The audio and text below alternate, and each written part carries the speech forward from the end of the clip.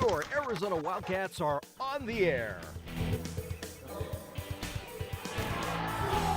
Joining us from the Timothy Gasson broadcast booth, here is your Wildcat media team.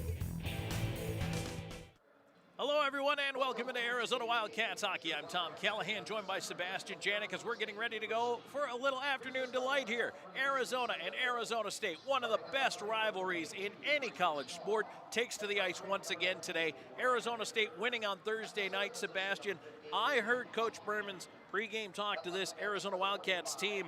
It's short, it's to the point.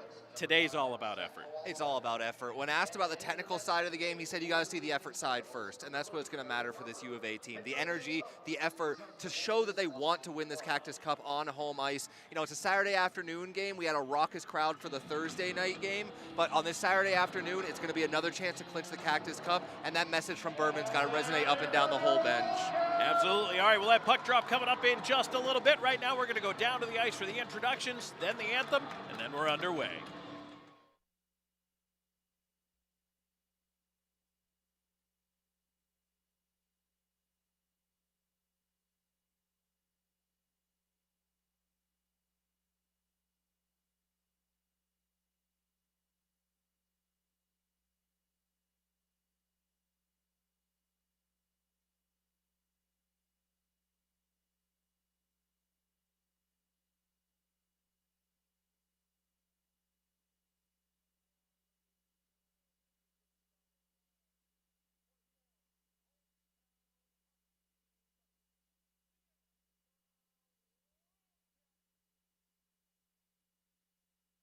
Starting at left wing, number 22, Connor Ziegler. At right wing, number 18, Jesse Lowell.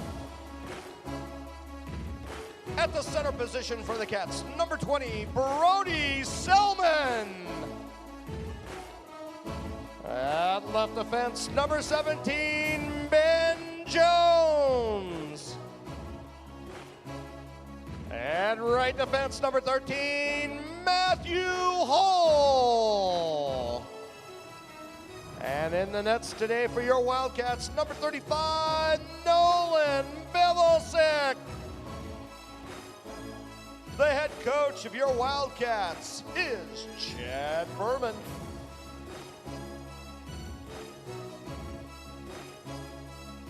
And now, ladies and gentlemen, we ask that you please rise. Gentlemen, please remove your hats and face the south goal for today's national anthem. Oh, say, can you see by the dawn's early light what so proudly we held at the twilight's last gleaming, whose broad stripes and bright stars through the perilous fight o'er the ramparts we watched were so gallantly streaming. And the rugged red glare, the bombs bursting in air, gave proof through the night that our flag was still there. Oh, say does that star-spangled banner yet wave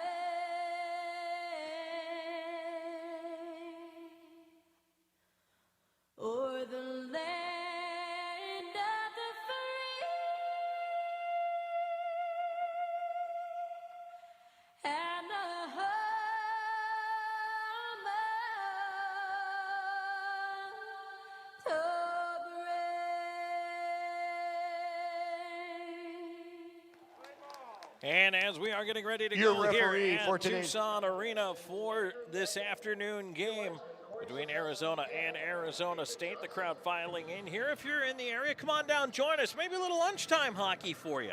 Get you a little break, come on in and enjoy the action here at Tucson Arena as the Arizona Wildcats, led by Nolan Bavalsic, 5-3-0 on the year with a .911 save percentage, 2.76 goals against average, opposed by Eric Garber, who got the win on Thursday, 2-4-0 with a .902 and a 4.01. Sebastian, again, just to reiterate, and for those who may have missed the pregame show, it is all about effort for Coach Berman and what he wants to see out of this Arizona Wildcats team. He even said, I need to see who wants to be here now and who wants to be here next year. And I think something that was really telling was Coach Berman's reaction on the post-game on-ice interview. Usually, we've seen some scoring, some losing score lines put up by the U of A, but he's been happy with the effort. He's been happy with the way they played. And he clearly had a message for his team on Thursday night. The fans showed up, we didn't, and I think that poignant statement from Berman kind of sums up his feeling, is that he needs to see a lot more out of this team.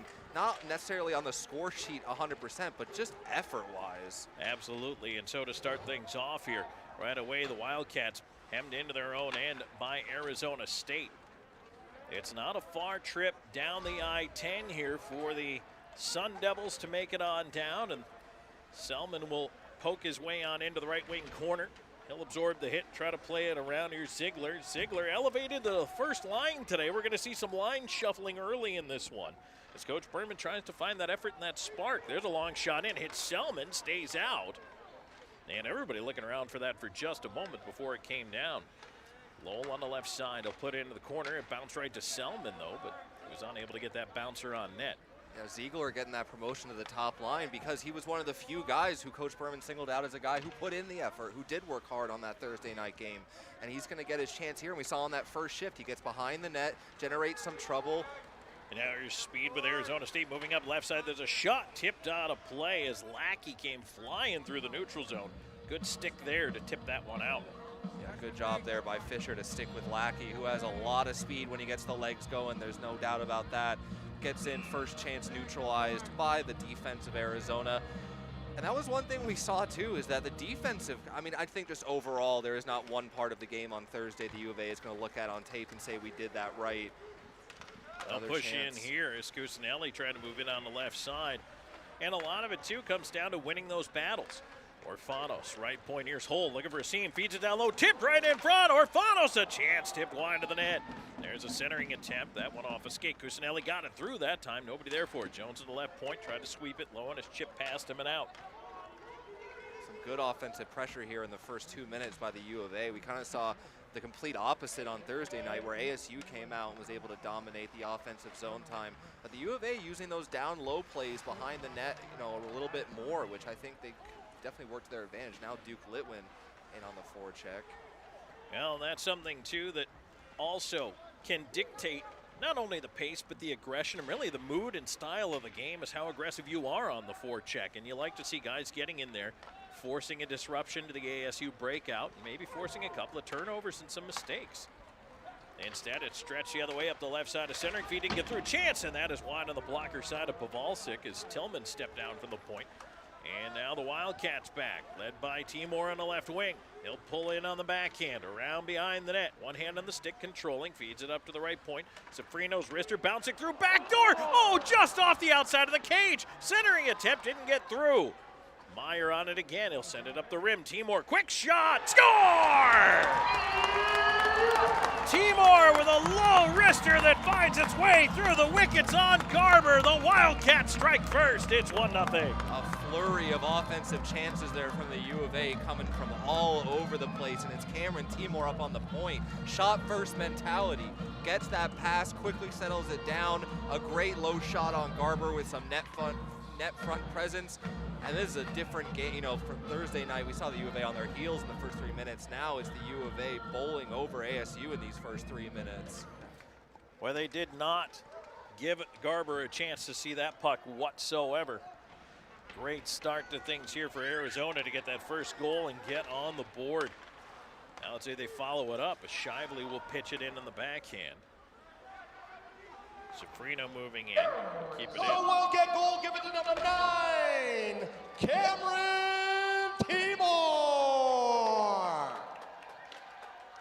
The assist goes to number 27, Max Meyer, and number 12, Matthew Marquis. That's Timor from Meyer and Marquis. Time of your Wildcat goal, 2 minutes, 46 seconds in the first period.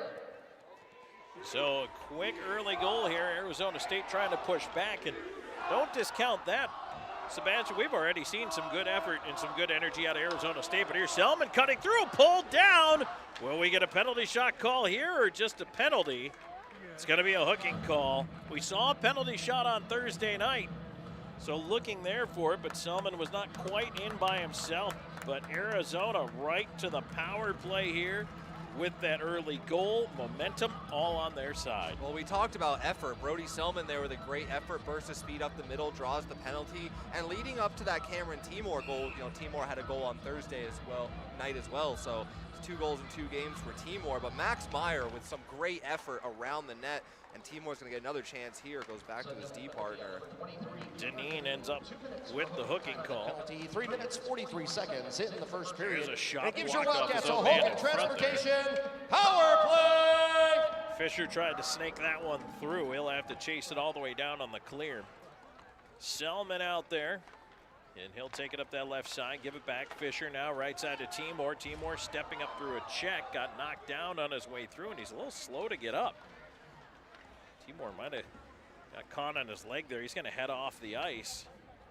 Timor laboring there. Usually he's the one catching the guys in the train tracks along the boards, but Jesse Lowell now with a chance to get some redemption for Timor. Lowell up the left side as Arizona will set things up. Cusinelli on the left side to the dot. Wrist shot, tipped wide. Around it comes on the near wall, and Arizona State at least able to get it as far as center. That one is flipped in and chased after by Larson. Sticked away by Bavalsic. Just under a minute to go in this Wildcats power play. Cusinelli on the right side. He'll leave it off down low. Chance in front. Save Garber. Rebound. Jones couldn't get the shot through. On the right side, held in. Once again, Lowell over there. And that is Johansson who got knocked down. And as he spun down to the ice, the puck is cleared. And they gave Johansson a lot of time and space there to push into the net. I mean, he's basically hanging out all alone about 6 inches from the crease. Tries to push one in on Garber's pads, can't get the rebound. Now in here Selman, and he had the puck for a moment, but it kind of rolled away from him. And now pushing for a shorthanded chance, Studioso. 14 seconds to go in the Wildcats power play. They have a 1-0 lead, 5.5 into the first period. Selman chasing on to the near side. Puts a bump on his man. That'll pretty much do it for the man advantage. Wildcats fall to 0 for 1. So we go back to 5-on-5. Studioso dumps it in. Arizona State offside. And this is where that killer instinct that's been lacking at times for the U of A. You'd really hope to see it here. You get this early lead, and you could really start burying ASU under just a landslide of momentum if you can pick up maybe a second one here before you end the first. But that quick strike is great, but you don't want to start sitting back now and letting ASU get chances. Towards the end of that power play, ASU, if one of those pucks squirts a different way, you could have a offensively dangerous guy like Studioso in all alone. So this is going to be a matter of keeping that. You've got that first goal. That's a great emotional bump.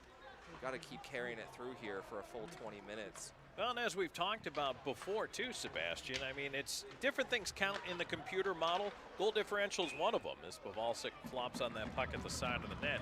But it does count, so you want to keep putting those pucks in the net.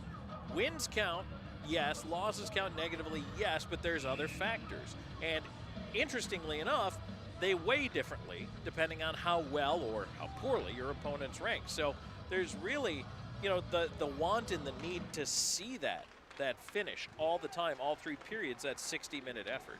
Yeah, aside from just what it means in the model, it's just fun to, get a lot of goals against Sure. ASU, run up that score sheet, get these guys frustrated going home, back up the I-10 a little bit sad. There's nobody who's going to shed a tear on the U of A locker room for ASU having a bad game, but this is, especially with a chance to win the Cactus Cup, doing it in dominant fashion. Good to see Timor back out, skating full speed. He'll move it on the right side, now leaving it off.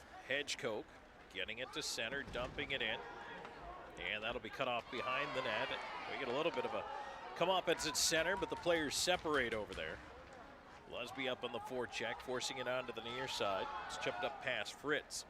Turned over in the slot, but Lusby didn't get a lot on it to keep it deep. ASU will go the other way with it. Hedgecock into that far corner. Selman will pick it up. He'll look to skate it ahead. Selman, right wing side, Timor. Moving in with Selman going to the net, trying to get it back to him. Pass is blocked. Some help coming here from the U of A bench. Jesse Lowell fresh off. He gets a shot. Good blocker save. Siegler almost creates his own opportunity. Lowell trying to swat at it to keep it in, but the puck wanders out through center. Both teams working on a change here, 7.5 into this first period. 1-0, Arizona in the lead.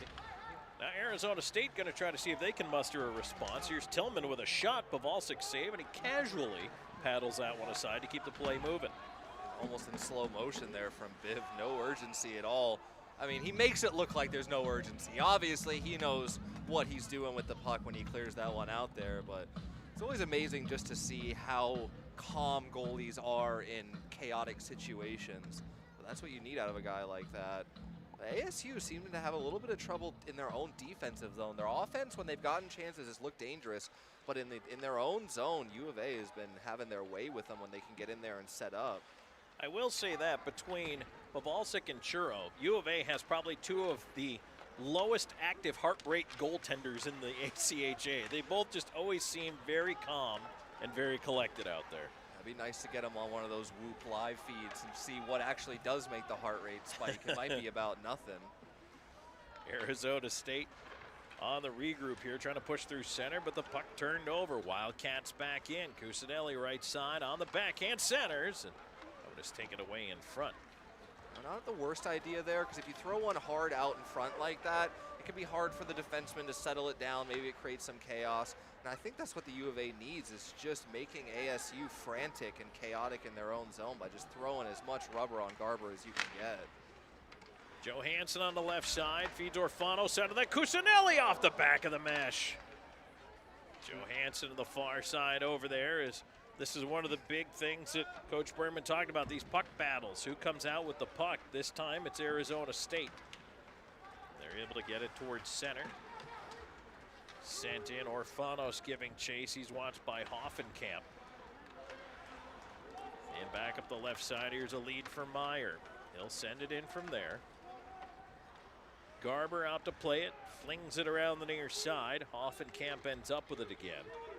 He'll try the right wing. And that just goes to center. Sent right back in by U of A as they try to keep the pressure on. On that last play, Timor up in the forecheck with the forwards, activating the D and getting them into the play. ASU right now, their transitions through neutral ice are getting broken up. They don't have any time and space to make a decision. They're just trying to find a quick outlet, and it really has caused ASU to just scramble for any offensive chances. But we saw how quick strike their offense can be when given the opportunity. So this could be a matter of matching up. You know, just get a landslide of shots, and statistically you're going to come out of here with a win. But the U of A playing with a much higher level of intensity. We saw Arizona State, the 1-4A they had. If they use speed, they're able to attack that way off the rush, kind of generate off the rush, as you alluded to. Lackey had a great chance earlier doing exactly that. But sustained zone time has not yet been a thing for the Sundevils, and the Wildcats would certainly like to keep it that way. Halfway home here in the opening frame, 1-0, Wildcats in the lead, Timor the goal. As Garber will leave it at the side of the net. The Sundevils regrouping here. And on that Timor goal, you got two guys who have had a lot more to give offensively, and Meyer and Marquis getting rewarded with the assist, so good to see that. Pavalsik out to try to backhand it around, help his own cause up the wall, and Fritz will bring it away. Fritz on the right side, long wrister in, save made, rebound, sitting there on the dot, kept in by Fisher. His shot off of Lusby in front to the glass, and right back out. Arizona State, they'll flip that one in, chip and charge into the near side corner after it. Puck stays on the wall for a moment here, giving battle as Larson, he couldn't keep it in. Fisher gets to center with it, he'll dump it cross corner.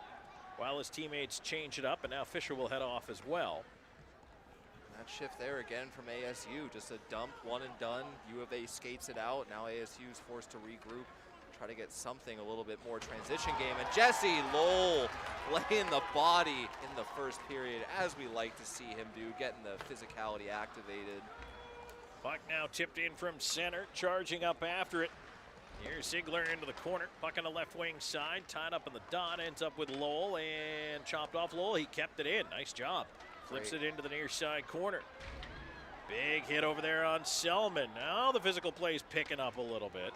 Now Lowell for the U of A, Kowalchuk for ASU, two guys who are known for their ability to bring the hitting. And now Mini 2-on-1 in with a shot, and that one to the glass. Lackey tried to go high short side. No doubt he was shooting the whole way there. Yeah, Biv gave him nothing to shoot at though, standing tall in the net.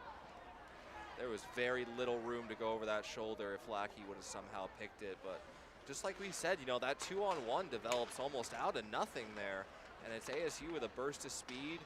And we'll see. I think they're going to rely on that counterattack offense from what we've seen so far in this first period with 7:45 left.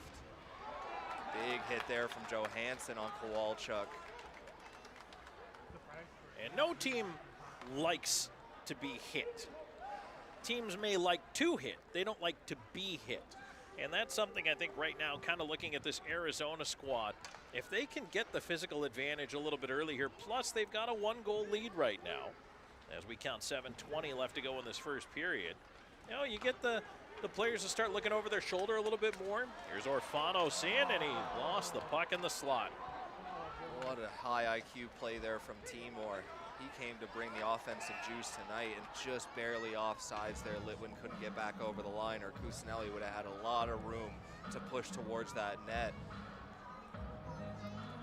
You know, when talking with, I remember when I spoke with Michael Bunting when he was on the Roadrunners, you know, one of his ways that he got himself activated and felt like he got into a game was actually either getting hit or throwing a hit. He kind of liked it both ways.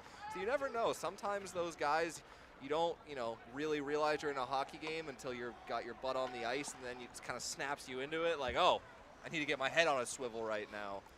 That's really funny. Bunting, who's now with the Maple Leafs and actually finding great success in that Toronto organization, he was one of those guys, you're right, because he would go in and he's chirping, immediately chirping in any pile, and that'll get you hit. There's a shot put wide on the stick side of Pavelski, kept in left point. Kowalski feeding it over, wrist shot, and that one is blocked off the traffic in front. And now Marquis able to clear it out. But yeah, he would go in, and that's his thing. He just talks and talks and talks, and he never stops. And it does. He's in the game. He's active. If he's not talking, that's when you worry about him. Yeah, he likes to annoy guys. He likes to get guys taking runs at him, get them, you know, distracted from the game at hand. ASU here, though, generating a good amount of shots from the point, especially on this shift, but U of A able to escape out of the zone. Well, you know you're not going to be able to spend 60 minutes in the other team's end, and Arizona trying to move it ahead, but did we get no hand pass? And so that'll bring a whistle. We haven't had too many whistles here. Some decent flow up and down the ice. Teams have been able to roll through their line changes. A little bit of hitting here in this afternoon game. And all things considered, I'd say we're probably off to a better start than we were on Thursday night. Oh yeah, I'd say just from the eye test from the U of A, they seem more engaged. You know, Timor has been more dynamic offensively. You know, that chance for Orfanos doesn't develop, but it's just such a great little nifty play. And we didn't really, maybe that comes from confidence, whatever it might be. We didn't see too much out of the U of A on Thursday, but another shot here on the pads of Biv. They're shooting for rebounds right now. Timor ends up with it behind the net. 5.5 to go here in the first. 1-0 Arizona. And the Sundevils cannot keep the puck in. They will have to go back on the regroup here. Kowalchuk ends up with it on the near side. Looking to try to move it ahead. Puck is instead kept in by Arizona on the right side. Selman feeding it down. Fritz looking in front. His high shot, and that one goes out of play. Trying to go high glove there, but there was just no daylight. Garber had that post sealed off. That was a tough angle to take a shot from. Definitely some confidence there from Fritz. But I like to see that, you know, the shot, just at least try to generate something. Although I probably would have liked to maybe see that one go low, just because, at least from our perspective, Garber was giving up nothing in that net. Face off to the left of Garber.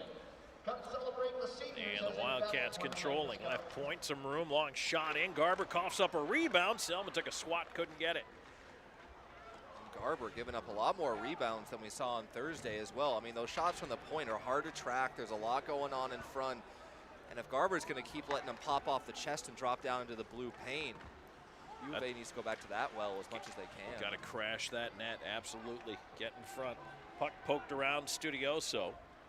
And here's Hole up the right side. Hole walks around one, has room, wrist shot, Garber save, and again a big rebound. Lowell tried to put it on goal. That one caroms towards the line and out. The smooth skating of Matthew Hole just makes it look so easy, generating that speed with just a couple strides. Carries over the blue line and gets another shot, and Garber coughs that one up too. And there was definitely not much traffic on that one. He's watching Hole come in the whole way. A bouncer in on Bavalsic, who just pads it aside. Fisher wrapping it around. And Fisher trying to skate it up. He takes a shoulder. Puck stays in. There's a shot towards the net, cut off on the way through by Johansson.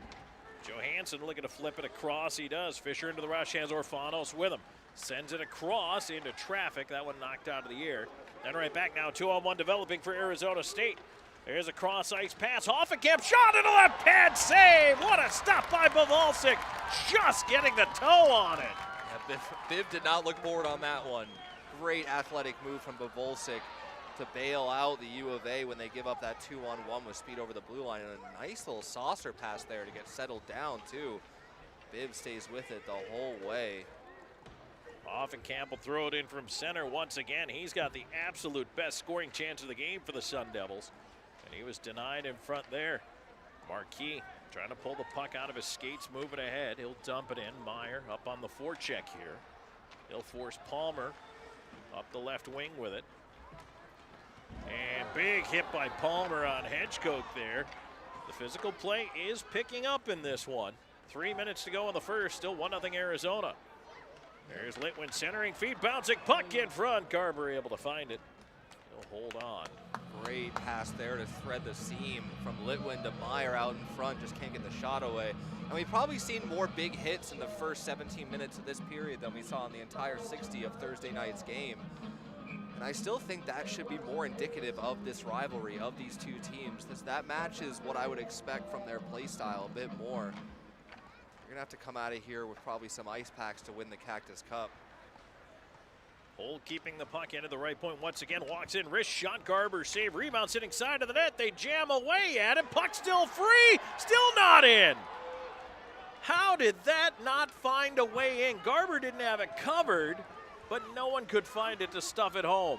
I mean, Duke Litwin, that skate back to the bench has got to feel like 10 miles right now. I mean, he has been in and around it so much. And after the whistle didn't go and Garber had no idea where it was and Litwin was still hacking at it, there's like a force field on that goal line for Litwin at the moment. Great effort at least, though. Absolutely, so close, but still 1-0 as Arizona State tries to push in. Puck at the left point, long shot, right pad save, Bavalsic rebound. He will find that and hang on. Nice job by Kruk to get that through the traffic down there, but Bavalsic given a little extra time there thanks to his D tying up in front, and he was able to find that puck and hold on to it for the face-off. Yeah, you talk about net front presence on the offensive side of the play. At the defensive side of the play, you need that net front presence to clear everyone else out. So luckily there for the U of A, Biv, the rebound drops at the pads, but the U of A able to tie up ASU and not allow any second or third chance opportunities. That was Sofrino, by the way, who isolated his man. He was pushing either the Porter or Lackey out there and did not allow him to get to the rebound. So the forward's coming down to help in front of the net. That bank pass misses, and that'll go for icing against Arizona State. And Sofrino's one of those guys who's gotten a little bit more ice time here for Arizona lately. We haven't seen his number as much. Josh Lerman also in the lineup tonight. But Sofrino is starting to earn a little bit more every game. Yeah, he brings, he does his job, right? I think that's the best way to describe it for a guy who maybe isn't expected to factor in every single factor of a game. He does his job and he does it well, and that's why he's getting rewarded with the ice time. And also, the U of A have suffered some hard to deal with long-term injuries. I mean, you lose Greg Malafronte early in the season. That one hurts. You lose Josephson that one hurt. So you've got two mainstays of the U of A offense who are out, for the rest of the season. That's given time for players like Lerman, Safrano, even Ziegler to crack, get their chance and get a bit more ice time. And we see Ziegler now skating on the top line in this game. Face off to the left of Garber with 1:39 to go here in the first. 1-0 Arizona. Sun Devils win the draw. Tillman on the left side trying to move it through center. Poke is pucked ahead left side. Hoffenkamp in, another good chance, and that one is shut down by Bovalsic as well. Now back the other way, here's Fritz. Fritz feeding it across ice. Selman looking to the back door, but no one had arrived yet. And now once again, ASU pushing. Won't be a 2-on-1, but Tillman in with a shot, and that was just tipped off the shin pad of Timor and wide. Here's Lusby feeding it across. Timor calling for it, leaving it into space, looking for help as Fisher steps up. He's got some help behind him, but elects the wrister. That one tipped away. Selman a chance, and the save by Garber he holds. And the way Timor kind of moves that puck and stands his ground, I think he knows that hit from Hoffenkamp is coming, and he just stands his ground and kind of throws a little bit of a reverse hit there. And I think Hoffenkamp gets the worst of it. But Hoffenkamp, especially on Thursday night too, he factored into a lot of the offensive production from ASU. He's been a factor here tonight, but Cameron Timor with a chance, tipped in the slot there. Nice job to kind of set up that play for Ziegler. Just couldn't direct it on net. Held in left point. There's another chance in front. That would have steered away to the wall. Kowalchuk trying to get the puck out of the zone. It's still at the line, just trickles over, and we have a penalty coming up on Arizona. It's going to be a roughing call. And so with 37.6 seconds left in this opening frame, the Sun Devils will see their first power play. These late period goals have been haunting the U of A at times throughout the season. And this is one of those moments where you gotta just shut the door and say no to ASU with 37.6 seconds left. You've played a great 19 and a half minutes of hockey.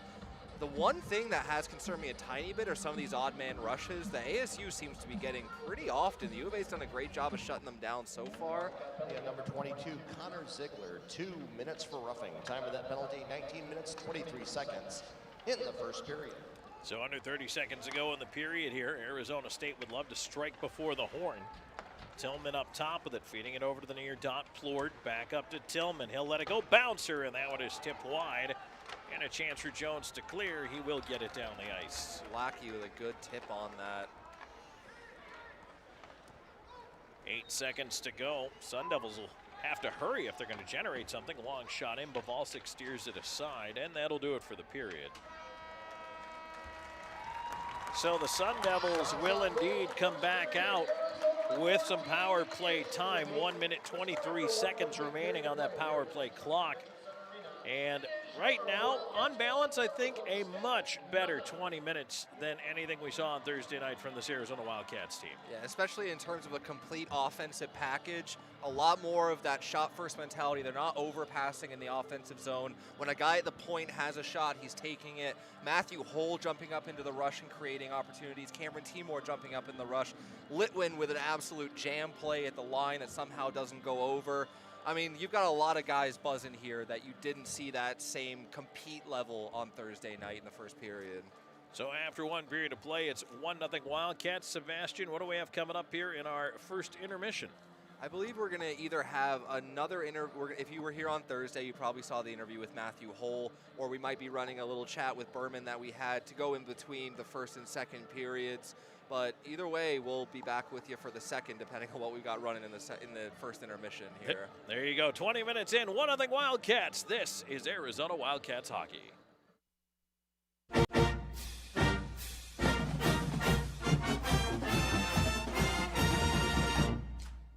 I'm Sebastian Janik here with head coach Chad Berman. You know, we're moving through the first period of this game on Thursday, but one thing I think that you might want to focus on was maybe the power play a little bit coming off that UNLV series. What did you see that you think this team can do better, and what did you see that you liked that was able to produce? I thought we had our moments of better puck support. I think obviously on the power play you always want to outnumber loose pucks, and that's something we've been working on. I think in general, I mean, you don't overthink the power play. It's really simple. Move the puck quick, get pucks to net, retrieve it, and start over.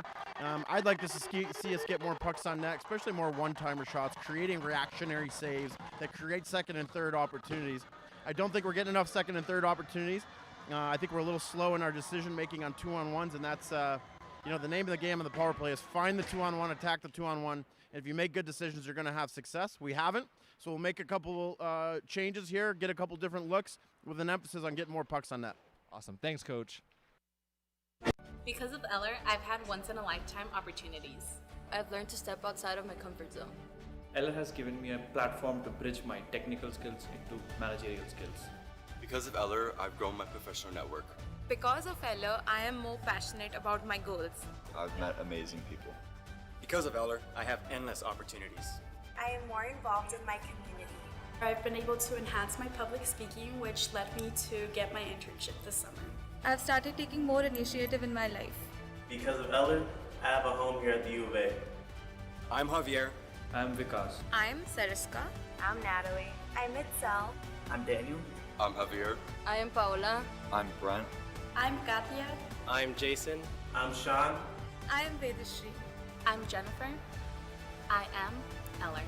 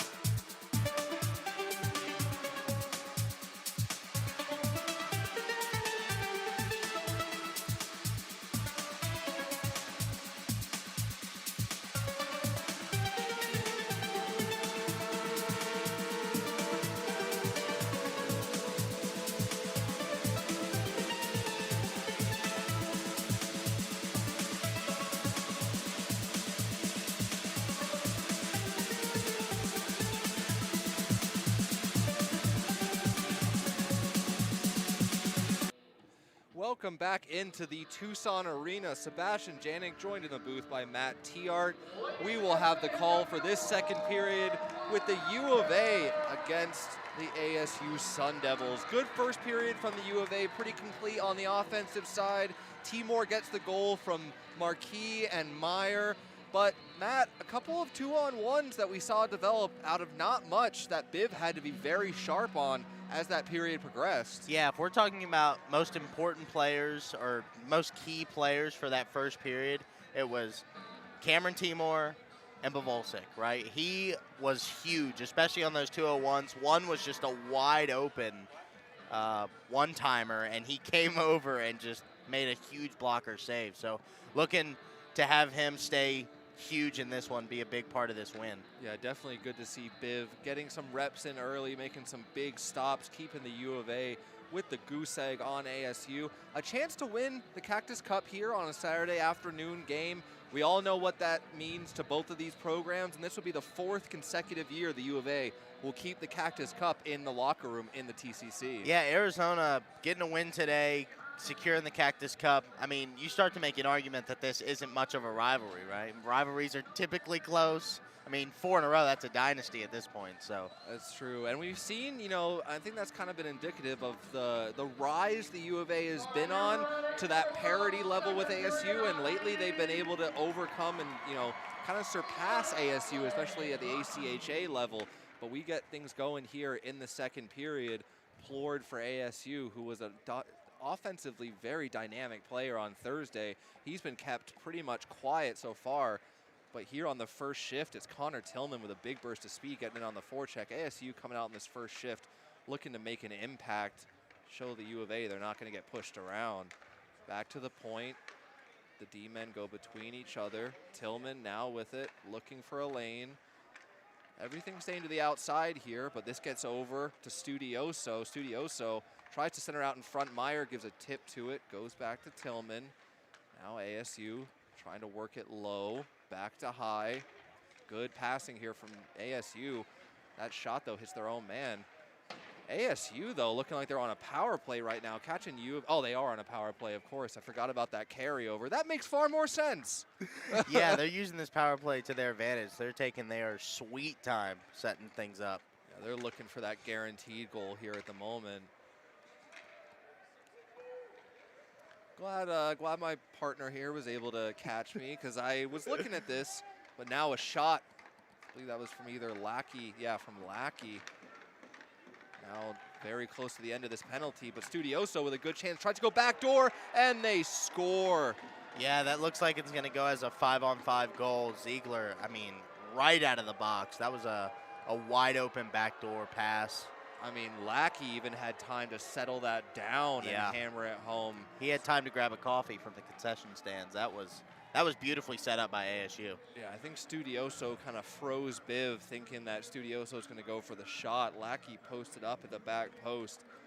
And just I mean, we're talking about they were looking for that guaranteed goal. They create the situation to get it. Yeah. So U of A not able to finish off the penalty kill here in the second period, and we've got a tie game. And this is where the U of A is going to need that, you know, that moral pushback, that energy pushback to show they're not going to let this game slip away from them. Yeah, they did a much better job in the first period. Peyton Lackey. The assist goes number 6, Brendan Studioso, and number 11, Elliot Plord. That's Lackey from Studioso and Plord. Time of the Sun Devils goal, 1 minute, 25 seconds in the second period. So Biv has to make another save there, gets that one off into the corner, but ASU furious here, but U of A with numbers, 4-on-2 coming over the line. Brody Selman dishes it back to Fisher. Fisher with a high shot, almost gets through, and they score! Brody, oh, that's Connor Ziegler. Connor Ziegler making the most of his promotion to the first line. Hold on, Sebastian. Yeah, they just called no goal. That was like almost a handball in soccer.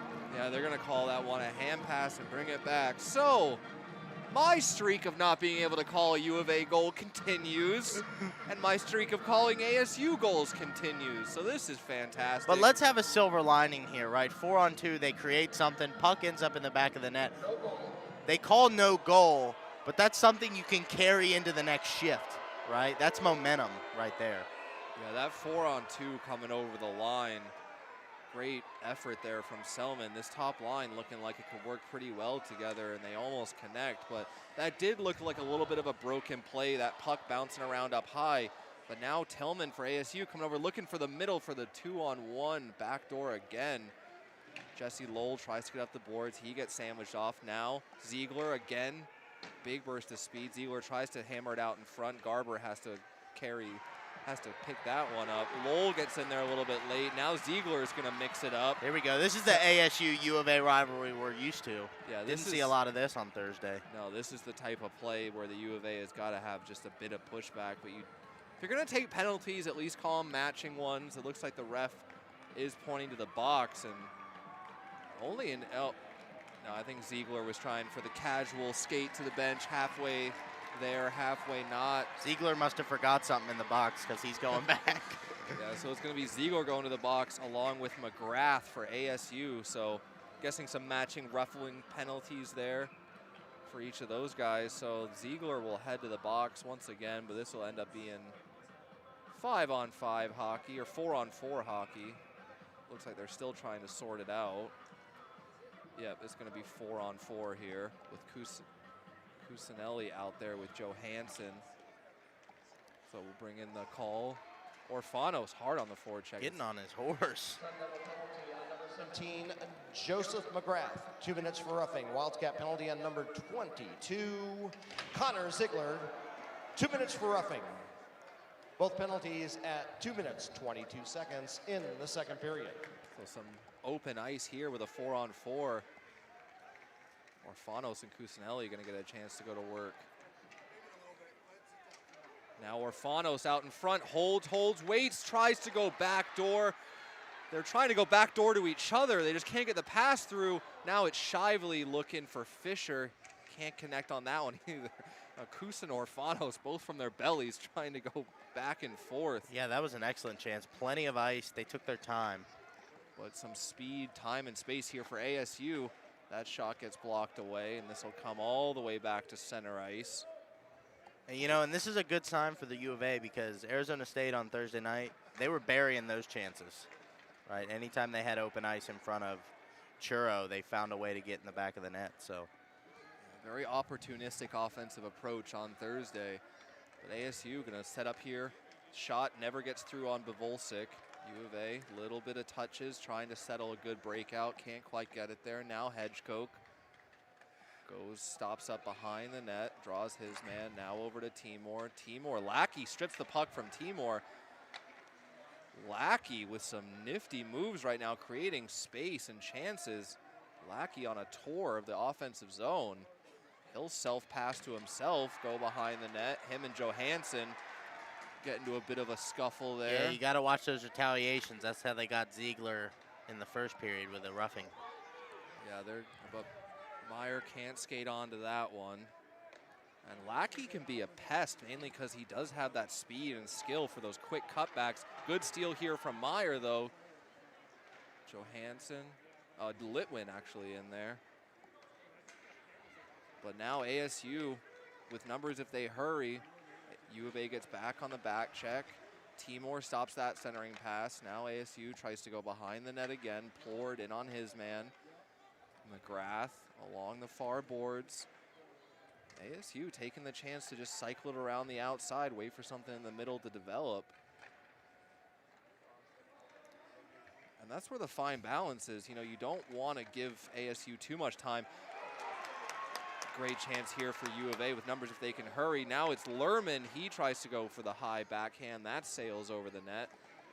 Lerman getting some time here in the second period. 14:42 left to go in the second. All tied up at 1. Goals from Timor for the U of A and Studioso for ASU. They bring it around the boards again. Lusby makes his man pay for his troubles, and Garber is just going to put the glove on that one and settle things down. Yeah, the physicality is ramping up here in the second. You know, we saw it in the first, too. I think one of the things that hurt ASU was that they were being, like, overly physical, right? And it led to some turnovers. But doing a good job of taking their time in the offensive zone and also bringing that physicality. Seems like they're trying to find that right balance.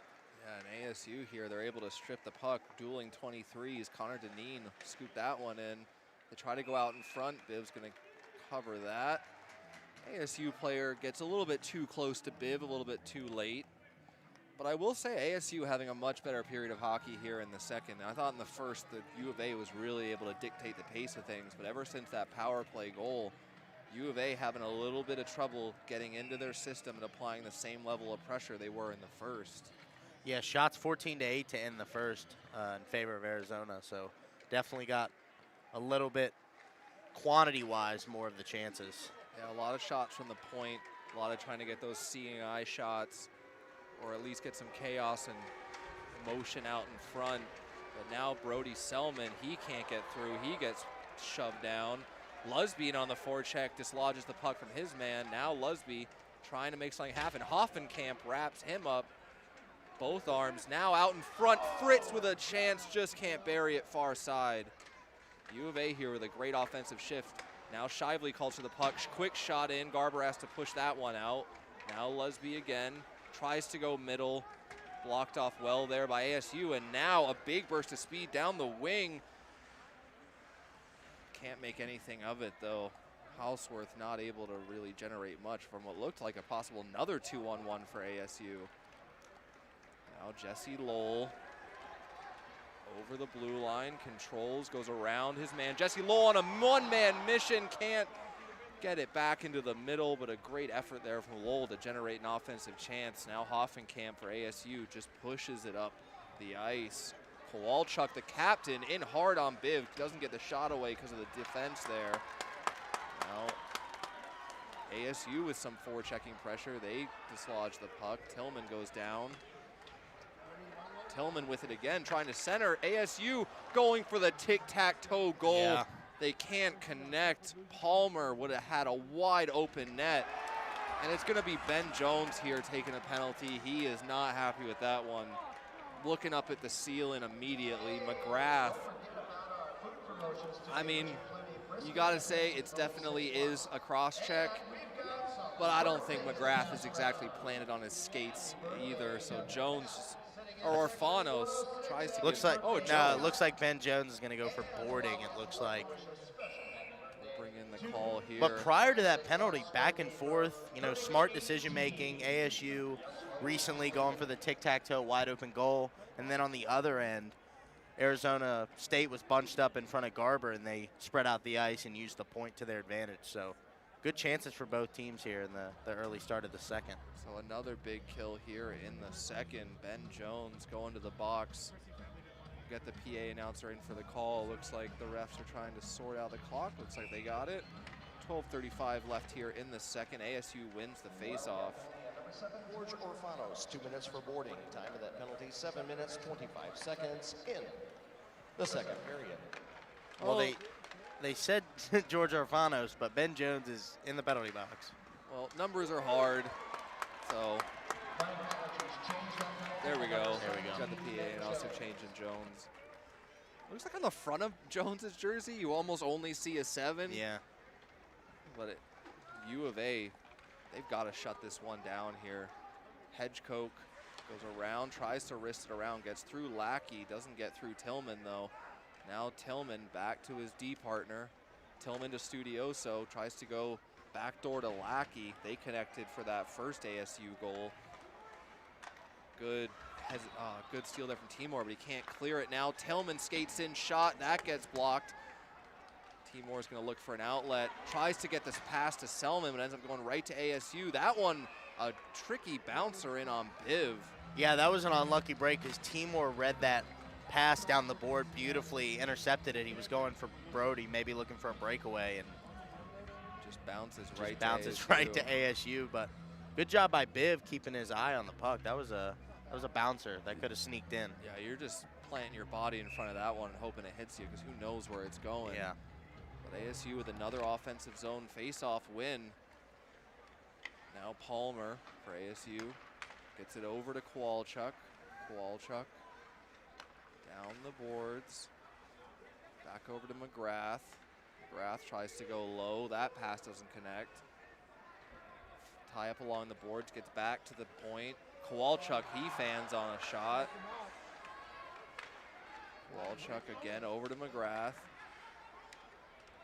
And ASU trying to just set up something in the middle by passing it around the outside, but almost a minute there of passing for ASU results in about absolutely nothing. So yeah, that was a great job on the penalty kill. Fritz just took his time behind the net and cleared it out. So ASU can't get over the line. Selman just can't glove the puck to himself. He would have been gone. So Selman looking to get the shorthanded goal going maybe. So Jones is up in the box with 9 seconds left in the penalty. 10:44 left in the second period. Sebastian Janik and Matt Tiart. Of course I'm on the play-by-play because ASU scored this period. So what do you know? Yeah, a huge win at center ice. That'll kill off the rest of this penalty. So a great penalty kill there. Stop the momentum from swinging too far ASU's way. Now Hoffenkamp. ASU, they'll tip it into the zone. Hoffenkamp's going to be the first one to get there. Demeen tries to pass it, does not connect.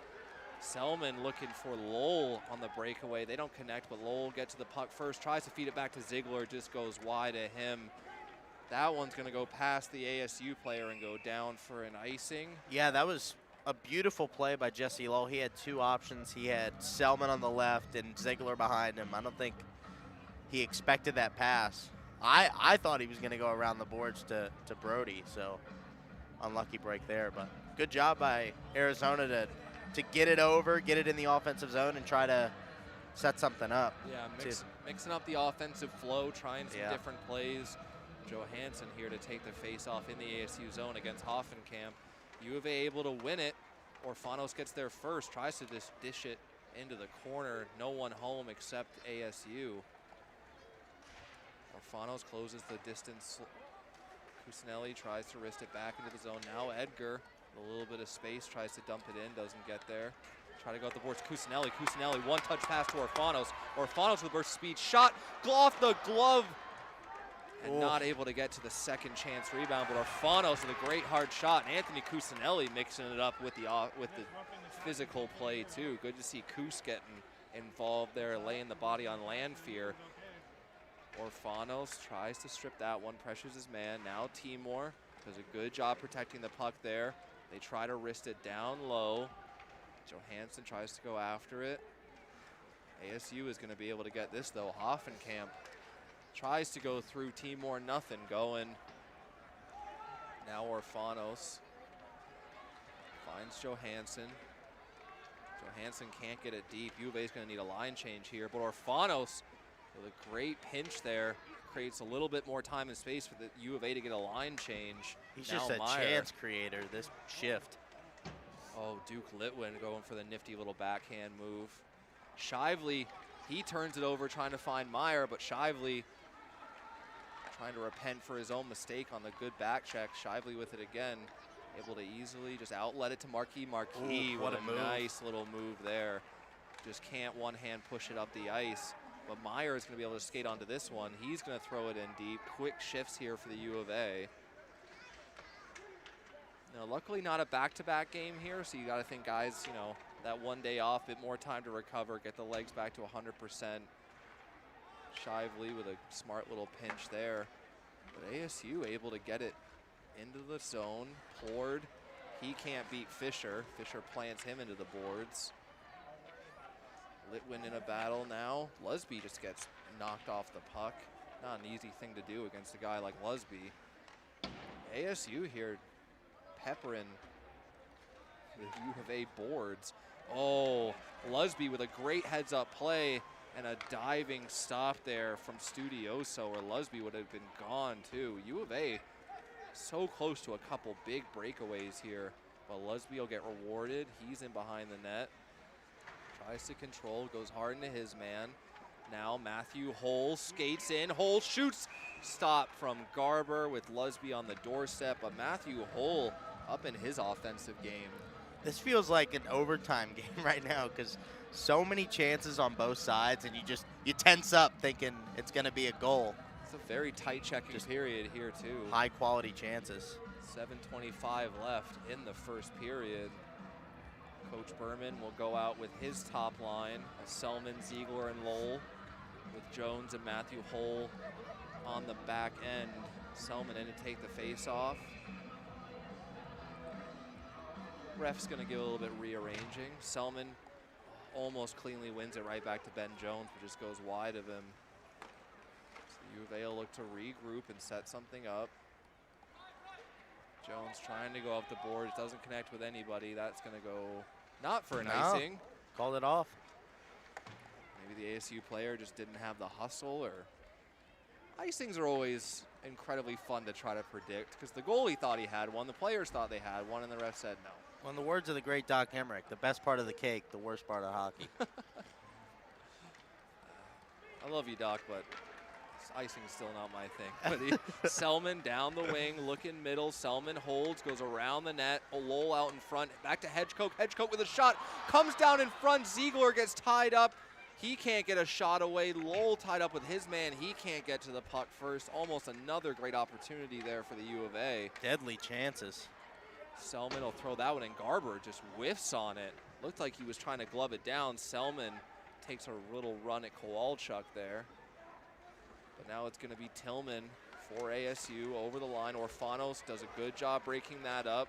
ASU going for a line change. Cusinelli feeds it into the middle. Now Orfanos with a shot. Garber lets that one go. ASU now. Cusinelli with a big hit there on Braden Shaw. Johansson right back in. Tries to go around his man, loses his stick. Cusinelli trying to find Orfanos and just can't connect. Cusinelli at the side of the net. Garber makes that one look easy after missing multiple glove ones. Might as well go at the glove. So definitely. Yeah, Orfanos has been all over the ice this period, bringing the energy. Against UNLV, he seemed to really find his game. He was getting better and better. This game here tonight, Orfanos looking good on this line with Johansson and Cusinelli. I like what we've seen from them. Yeah. So now ASU in their own zone, trying to just wait for things to get settled and get going. They'll still keep discussing it. The U of A's letting them have the time to set up here. Now ASU over the line. Nowhere to go. Lerman now with it. He tries to get it over the red line. No icing there as that one came up well short. A little bit of a rough and tumble there for Landfear. This one comes into the middle. Hoffenkamp. U of A trying to feed out in front. Matthew Marquis with that good block. Now a big one-timer there from Fisher. He doesn't have much to shoot at, but why not rip the 1T when you get the chance? Now ASU with it, looking for that stretch pass, but Meyer is back there to defend it. Edgar, though, strips the puck from Meyer. Edgar almost making it happen all on his own, but luckily good support there from Shively and the rest of the U of A. Now Meyer with a chance to get it out again. Little pass to himself. Maybe not the most intentional self-pass, but it worked out well. That's all part of the plan. Well, icing. And the one time that no one thinks there's going to be an icing on the ice is when we get the icing. Oh, it looks like we're getting a penalty called here. Wow. I think it's going to be a roughing call going against ASU. I thought it was an icing. That was like... That was away from the play. Braden Shaw, number 22 for ASU, going to the box. This is huge for Arizona because they've, later in this period, they've had the momentum setting up some pretty deadly chances. Let's see if they can capitalize on this. U of A wins the face-off. 22, Braden Shaw. Timor. For roughing, time to that penalty, 15 back minutes, to the point. 35 seconds in the second period. So Timor now looking for that crossing pass. Orfanos in the bumper position. Orfanos gets tripped up. The ref's hand stayed down. Well, that one's going to confound me for a little bit here. Lackey trying to get possession, kill as much of this as they can. Gonna try to play keep away here. Orfanos gave his man a little shove. So the refs are letting him play here a little bit with the U of A on the power play now. Cameron Timor scoots down the boards offsides here as Orfanos was in a pretty good battle with Houseworth right at the line. That was 7-on-7 crime right there at the blue line. Kind of makes it tough for Timor to work his offensive magic when there's a pile up. 3:47 left in the second period, all tied up 1-1. 1:23 left on this power play. Johansson wins it to Cusinelli. Cusinelli over to Hole. Now Jones will skate it over the blue line, dump it in. It's going to be Johansson trying to get there first. They hold down the boards. Cusinelli keeps it in. Shot doesn't get through. Now Johansson behind the net. Back to Lowell. Lowell out to Cusinelli. Cusinelli in the shooting position. He's going to try to create a little room. Nice little back and forth with Lowell. Lowell gets it over. Shot. Garber out in front, still loose. Big pile up here. Everyone throwing some cross checks to pile on top of Garber. I'm sure he loves that.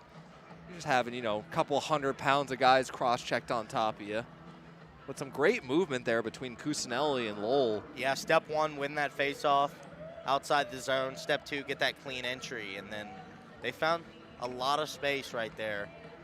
Lowell doing a good job of swinging it right and trying to get a shot and create a scramble. That's what they did there. Just weren't able to get it in the back of the net. They still got time. They still got 45 seconds left on this power play. Yeah, definitely still enough time if they're able to quickly regroup and get back into the offensive zone. It's going to be Bibb setting it up for Matthew Hole.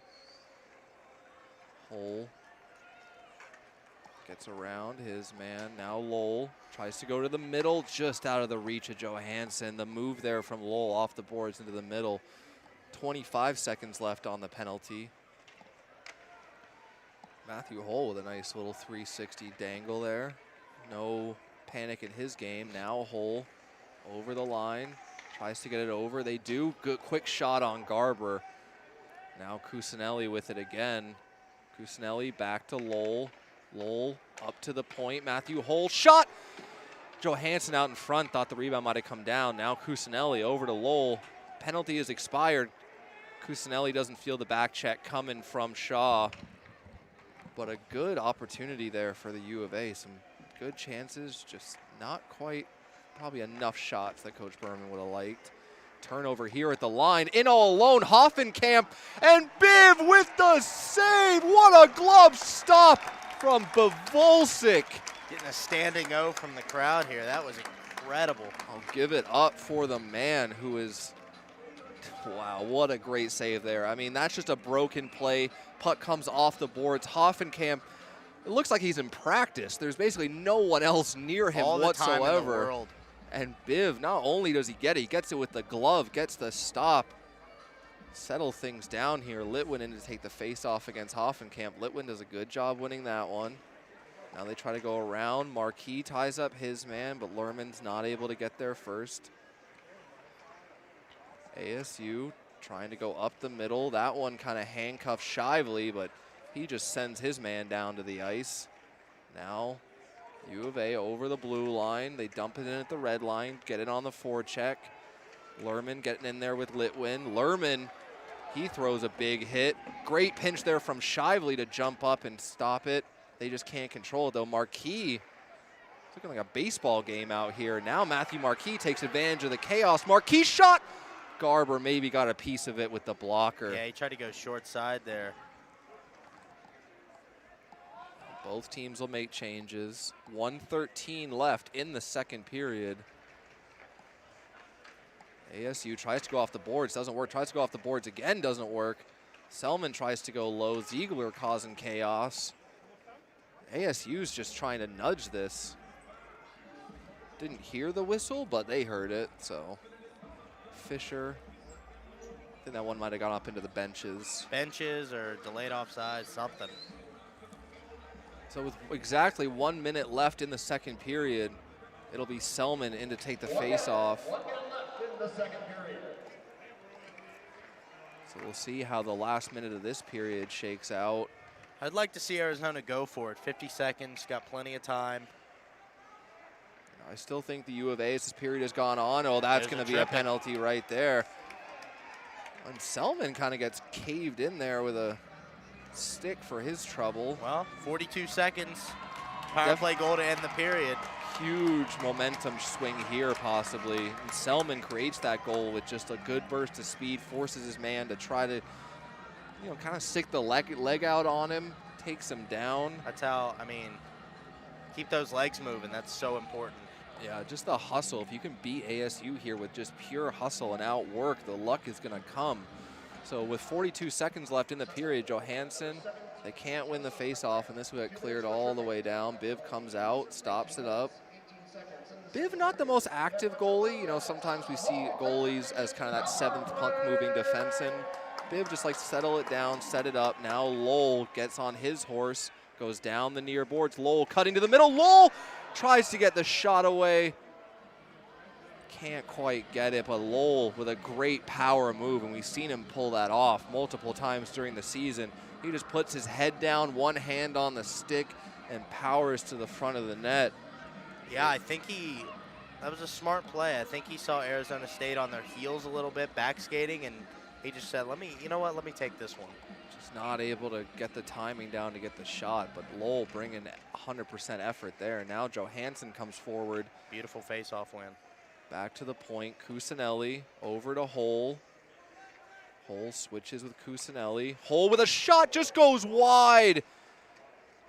With the U of A crashing on the doorstep, 3 seconds left. This will come out of the zone, and that will wrap up the second period. So the U of A, similar to what the ASU had going on at the end of the first period, U of A will come back onto a clean sheet of ice in the third with 1:18 left on the power play. The Cactus Cup up for grabs if the U of A can win this game today. A good period. ASU definitely had a bit more pushback. We didn't see as many of those odd man rushes. Not many odd man Russians playing here. Those odd man rushes. But U of A not able to, necessarily just pot it when they've got the chances. They just seem to be fighting the puck luck a little bit right now. But with another power play coming up in the third. It'll be interesting, right? Because we talked to Berman pregame, and he said, let me see effort first, and then I'll worry about the technicality. As far as we've seen the efforts there, got 1:18 to start the third period with a power play. Maybe he draws something up, maybe change some technical things to start the third period. Because if we're talking analytics, both teams 3-2, tied after the second.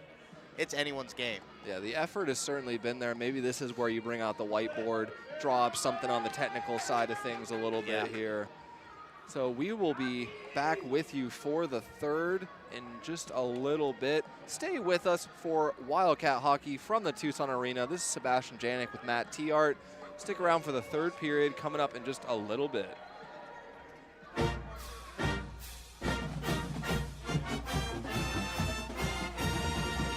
How's it going? I'm Sebastian Janik here with Matthew Hull. Coming off a couple, hard-fought battles here at the TCC Tucson Arena. What was the environment like in those games against UNLV? The results didn't quite go your way, but you had a couple huge plays that led, especially pushing it to overtime on Friday. How much do those games mean against a team like that going into the national tournament? They mean a lot, man. UNLV's a great team, and obviously they're highly ranked, and we were pretty short-staffed too, so I think with the way we played and for how deep we were with the lineup, I thought our team really came out and we gave it our best shot. Unfortunately, the outcome wasn't the way we wanted it, but I thought we played pretty well. Yeah, and we're moving into the last homestand of the season, the last time playing in front of the fans for at least this season. It's been pretty amazing to see people back in the building. You guys are playing in front of crowds again. What has this season meant to you coming back after so long off the ice with, all the issues you guys faced? Yeah, it's been crazy, man. The support, especially this season versus past seasons with the amount of fans we've been getting in the crowd has been nuts. The support's been crazy just as far as people in the building. It's been so fun to play in front of too. So it's super easy to get up for a game when you got that many fans cheering you on. Yeah, and we've got another chance to bring the Cactus Cup back to the U of A once again with this homestand coming up. How much has winning that cup meant to you in previous seasons, and how much would it mean again to bring it back and keep it at the U of A? Yeah. The Cactus Cup games are probably, if not my favorite games of the season. They mean so much just with the rivalry versus ASU and from what it's meant to past players, the alumni. There's so much more behind the games than just the Cactus Cup itself. So they're one of the best games of the year easily. Awesome. Thanks, Matt. Because of Eller, I've had once-in-a-lifetime opportunities. I've learned to step outside of my comfort zone. Eller has given me a platform to bridge my technical skills into managerial skills. Because of Eller, I've grown my professional network. Because of Eller, I am more passionate about my goals. I've met amazing people. Because of Eller, I have endless opportunities. I am more involved in my community. I've been able to enhance my public speaking, which led me to get my internship this summer. I've started taking more initiative in my life. Because of Eller, I have a home here at the U of A. I'm Javier. I'm Vikas. I'm Sariska. I'm Natalie. I'm Itzel. I'm Daniel. I'm Javier. I am Paola. I'm Brent. I'm Katya. I'm Jason. I'm Sean. I am Vedashri. I'm Jennifer. I am Eller.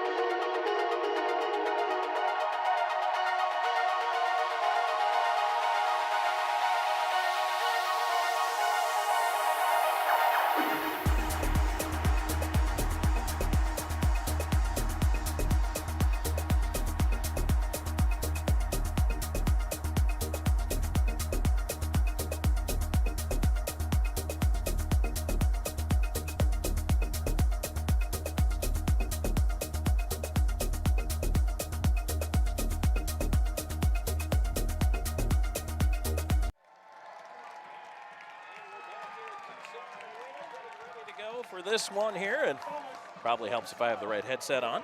Turns out. I did see you rearranging them, and I thought you had them did. dialed in, Tom. You know. That's how it goes. Tom Callahan, Sebastian Janik here with you as we're getting ready for period number 3. And there will be some carryover power play time here for the Wildcats. It's a 1-1 tie after 2 periods of play. They have 1 minute and 18 seconds left on that power play clock to start the 3rd period. And well, Sebastian, I don't think we have to underscore how important it is for them to try to generate and immediately grab that momentum with that power play time. Well, it would just be the exact same thing ASU was able to do in the 2nd period. They brought in some carryover time on the power play. U of A does kill it off, so it ends up being a 5-on-5 goal, but the goal is scored before Ziegler gets out of the box, and it was just a beautiful backdoor play from Studioso to Lackey. And the U of A, you know, before that period ended, they were, you know, Lowell and Cusinelli especially had some good cycling going along the boards, trying to maybe open up a point shot for Matthew Hull. But yeah, this is going to be all about seizing the momentum in this 3rd period and carrying it through and hopefully able to raise the Cactus Cup at the end of these 20 minutes. Interestingly enough, both of these teams, when tied after 2 periods this year, have a 3-2 record. So pretty much could go either way, but of course on home ice, you'd like to favor Arizona and see if they can get a little something going here as we are underway. And Arizona State starts by sending the puck on down into the U of A zone. I think that one caught about the top millimeter of the boards there, but now Matthew Hull will try to set up. Almost turned over at center there. Jones will walk it in. And now Arizona can go to work. Hole up top, looking for a lane. His shot blocked off a shin. Chance to clear here for the hustling Studioso, but it's cut off of the line. Arizona holding it in. Cusinelli on the left side, up top to Hole. Hole over to the near side. Jones, wrist shot blocked, and that one trickles wide. Jones calling for that puck the whole way. Knows he's got a lane. Gets the puck, takes a shot, throws a hit. Arizona on the regroup, 24 seconds to go on the man advantage here. Not quite a minute into this 3rd period. One last chance here on the rush for U of A if they can get over the line quickly. Selman pushes through his man, but and that rifled right back out of play. Ooh, look out. Face off will at least stay inside. That one got over 2 or 3 sections of fans here at the Tucson Arena. Everyone's still looking for the puck. So Selman in to take the face off. Very little time left here. Arizona does control the draw. Timor to the right side. Orfanos quickly across off the skate. One-time shot by Meyer, and that would have stopped. Selman into the corner after it. They'll try to kick it along. It ends up at the left point. Fisher holding it in. And now it is swept out to center. So Arizona will reset its lines here. They do not cash in on the power play chance. Orfanos moving it through center onto the left side. Here's Selman chasing it, trying to drive wide. Into the corner, Meyer after the puck. Meyer, Orfanos. Meyer had it bounce off behind him. Orfanos back over, gets it back to him. Meyer centering, and Selman had his stick tied up at the last second. Brody Selman getting into the soft areas. Just doesn't quite lose his man and can't get a shot away with the stick lifted, with some good movement there from Meyer especially. Bouncing puck up in the left point is held in there by Jones. Safrina over there, Safrina, pardon me, couldn't keep that one in. As Hull does down from the right point. Wonder if we'll go back to some physical play here with the game still tied up at 1, or if you think that might be kept at bay a little bit. depending on who scores that next goal. Now we get a penalty coming up, speaking of which. There's going to be a boarding call against Arizona as the whistle goes. Yeah, I mean, as soon as you mention the physical play, Christopher Fritz puts his man into the boards, but it's just too much in the numbers there. So after the U of A cannot convert on their initial power play, they're going to go on the penalty kill here. So it looks like special teams are going to be the major dictator of the result of this game here. Arizona State to its third power play of the game. They came in at 21.3% with the man advantage. Penalty on number 24, Chris Fritz. 2 minutes for boarding time of the penalty, 2 minutes 44 seconds in the third period. An amazing series of stops there by Bavalsic at the near side of the net. What a couple of pad saves there as the puck eluded him, but he kept it out. Plord will feed it up top. There's a long wrister in. Rebound off the side of the net. They scored. That one right off the dasher to Kruk at the side of the goal. A lively bounce goes the way of the Sundevils, and they lead it 2-1. That's the second time ASU has been able to do that. They did it on Thursday night. A shot off the boards comes back out, and on a sharp angle, ASU is able to convert. And they're going to take the lead here in the third period to their second power play goal of the night. Man, that's a tough one. That is a tough one right there. Yeah, the U of A, look at what they could have gotten done on the power play, not able to convert. They go on to the penalty kill and give one up quickly. So ASU making the power play work for them here this afternoon. Number 27, Connor Kruk. The assist goes to number 2, Connor Tillman, and number 6, Brendan Studioso. That's Kruk from Tillman and Studioso on the power play. Time of the ASU goal, 3 minutes, 9 seconds in the third period. If you can get a look at head coach Chad Berman right now, head in the hands, just probably wondering what he's got to do to get his team going here. Because after that Thursday game, he was absolutely livid with the effort level and expected a lot more of his team here today. And in the first period was getting it. As we have another icing call against Arizona State. In the first period, this was a different game. ASU just seems to have been able to seize the momentum here. I'm not sure if, it's just hard to tell because, you know, it seems such like a mental battle right now for the U of A. They've got the skill, they've got the speed, they've got the ability. It just doesn't seem like things are coming together for them, especially on that power play. Well, 5-on-5 we are skating right now, and Arizona State with the goal here on the power play in the third period to take a 2-1 lead as that puck is tipped out of play.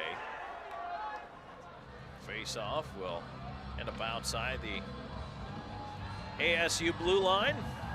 And something I saw a lot in the first period especially were players like Cameron Timor and Matthew Hull jumping up into the offensive play. They alone generated 3 or 4 chances in that first period. And since then, the defensemen have not been able to get up in the rush nearly as much.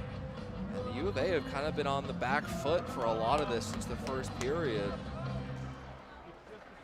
Right now, Wildcats end up with possession off the draw. They're going to try to move it ahead. Marquis fights it in over the line. But again, the inability to recover that puck in the Sun Devil zone. Back down the other way, Porter on the right side, filtering it in front. A backhand chance, and that one steered aside.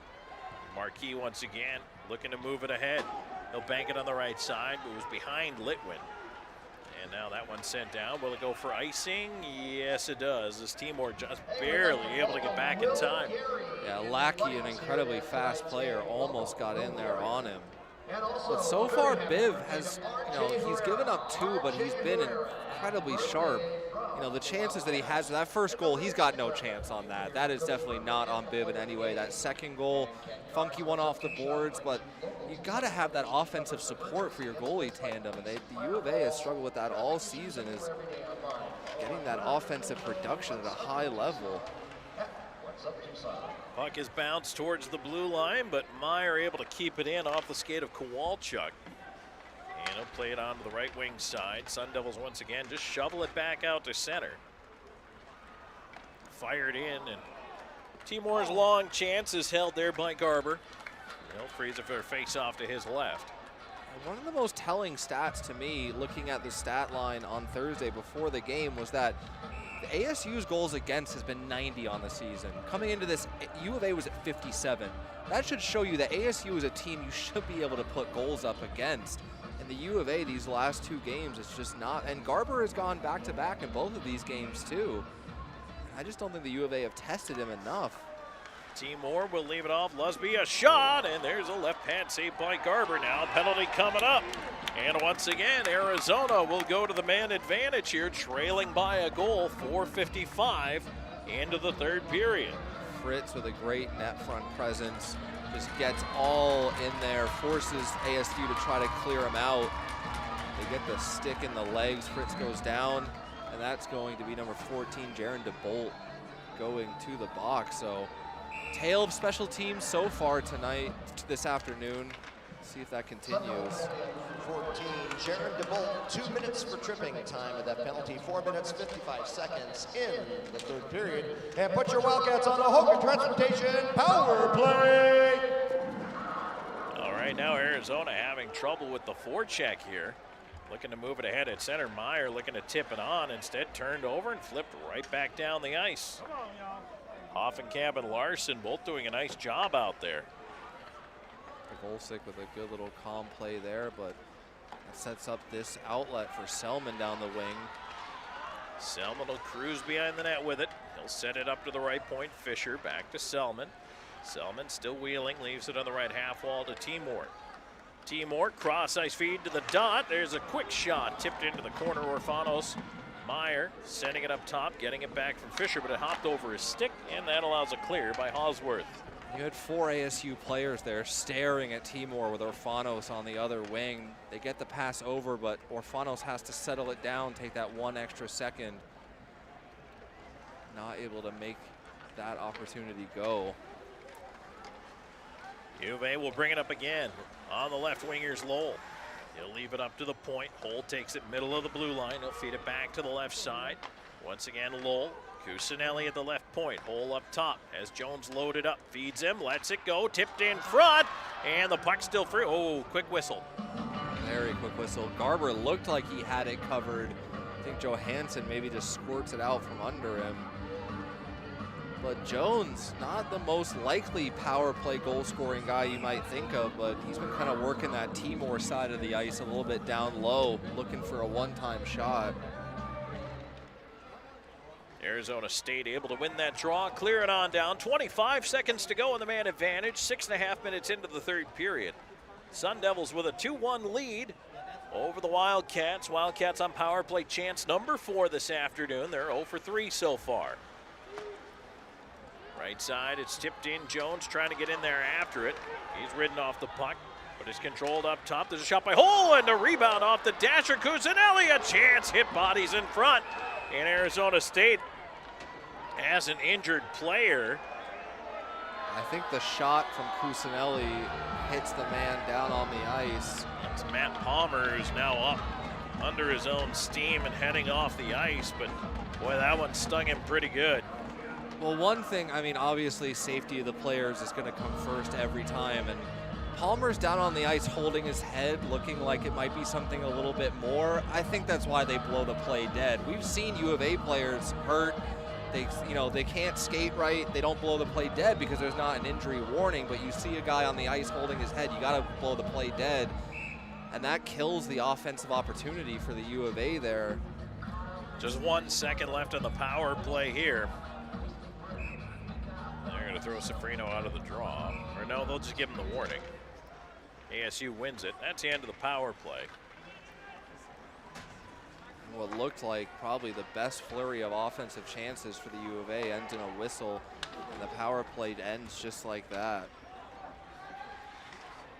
See if Arizona can try to keep some momentum going here with the puck in the Sun Devils' end, but they send it around the rim down the ice. Will it have enough gas for icing? It will. 7:20 into the third period, and Arizona State has scored the go-ahead goal here in the third. A power play marker from Kruk. Lackey in the second period. Timor for Arizona in the first. Those 2 power play goals for ASU obviously have kept them in this Cactus Cup race, but the power play production from the U of A has just fallen off a cliff in the last couple series here. Sundevils trying to move it in on that left wing side into the corner. Lackey up after it, taken away from him, turned over in the slot, but Arizona able to skate it out. Lusby couldn't squeeze through the traffic as Studioso rubbed him out. And Arizona State ends up putting it all the way back in behind their own net. DeBolt sending it up through center to Plord. He'll leave it off on the right wing, flipped into space, and that one knocked along by Selman. Puck still not out. Plord tried to swing it in front. Once again, it ends up with Selman. He'll use the glass this time to get it out. That one's going to go all the way back down, so trading icings here. Boy, the air has been sucked out of this game in the third period all of a sudden. It really doesn't feel like, you know, in that pregame, you know, being around the players, being around the guys, really seemed like there was just a buzz and energy about this afternoon game, and it just feels like since ASU took that lead, U of A maybe just being a bit more tentative because they don't want to give up another one, but you got to feel like the press has got to be on here. Right now, Arizona State would be happy to keep the energy level low and just keep throwing the puck in deep like they're doing right now, as Hedgecock sending it around to the right point, but not out. That shot is golfed well over top of the net. It's Hosworth just putting it back down low. And you know what, if I'm Arizona State, throw it in. Make Arizona go 200 feet every time. Yeah, and that's the one thing ASU has really had the number on U of A, is getting to pucks first, winning puck battles, winning races. And on that play, you know, we saw, you know, Fritz kind of loses his man a little bit. The puck comes into a dead area. Fritz is not able to play it, and ASU gets to rim it around and do it all over again. And with 11:09 left in the third, I mean, ASU has been completely content with keeping things to the outside all game along the boards and waiting for those opportunities in the middle to open up. It's just a way to, you know, the farther you are from your own net, the more time you're killing for ASU right now. Wildcats trying to push the puck through center ice. They do manage to bounce it in, but unable to really mount a forecheck here, as once again Arizona State will just bank it on down the ice. Pavalsik has to play it around. Hole with a stretch on the right side. It eludes Lowell. Garber comes out to play it away.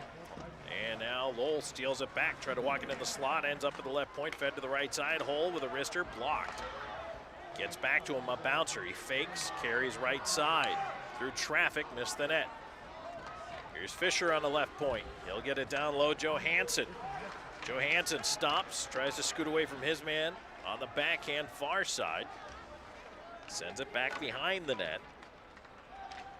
And it's picked up there, sent around the rim. That one cut off by McGrath. He'll just feed it back to the D.